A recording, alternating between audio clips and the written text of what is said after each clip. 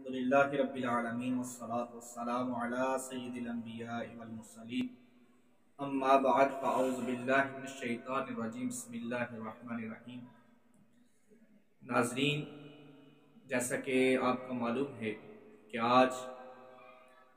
حضرت امیر معاویہ رضی اللہ تعالی عنہ کا عرس مبارک ہے، اس حوالے سے آج ہم ان کا مختصر سا تعارف سنیں گے۔ حضرت امیر معاویہ رضی اللہ تعالیٰ عنہ اسلامی تاریخ میں سب سے پہلے بادشاہ ہیں۔ مکہ مکرمہ کے مشہور سردار حضرت ابو سفیان رضی اللہ تعالیٰ عنہ کے بیٹے ہیں۔ آپ کا نام پاک معاویہ ہے اور کنیت جو ہے ابو عبد الرحمن اور ناصر الدین یعنی دین کے مددگار، اور ناصر الحق یعنی حق کے مددگار آپ کے القاب ہیں۔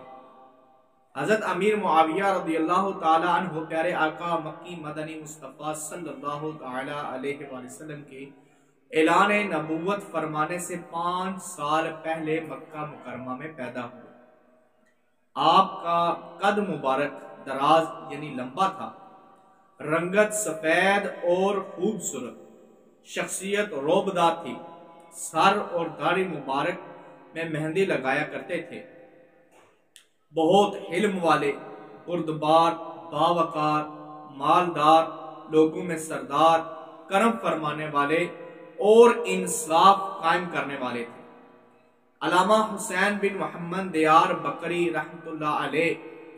فرماتے ہیں، حضرت امیر معاویہ رضی اللہ تعالی عنہ روب و دبدبا والے، دور اندیش، بہادر، سخی اور بردبار بادشاہ تھے۔ حضرت امیر معاویہ رضی اللہ تعالی عنہ نے صلح حدیبیہ کے دن یعنی 6 ہجری میں اسلام قبول کیا۔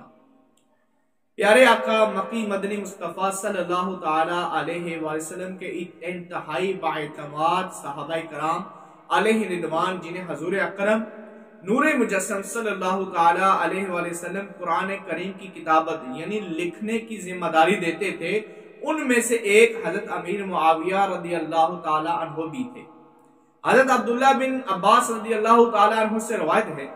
کہ ایک دن حضرت جبرائیل امین علیہ السلام بارگاہ رسالت میں حاضر ہوئے اور عرض کیا، یا رسول اللہ صلی اللہ تعالی علیہ وآلہ وسلم،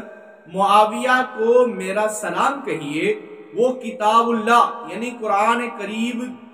کریم کے اور وحی کے آمین ہیں، کاتب ہے جو کلام خدا اور رسول کا پکا اصول کا، ہر زاویہ ہے جس کا ذہانت کا زاویہ، وہ ہے معاویہ، راوی ہے جو حدیث رسالت معاب کا، کاتب کتاب کا،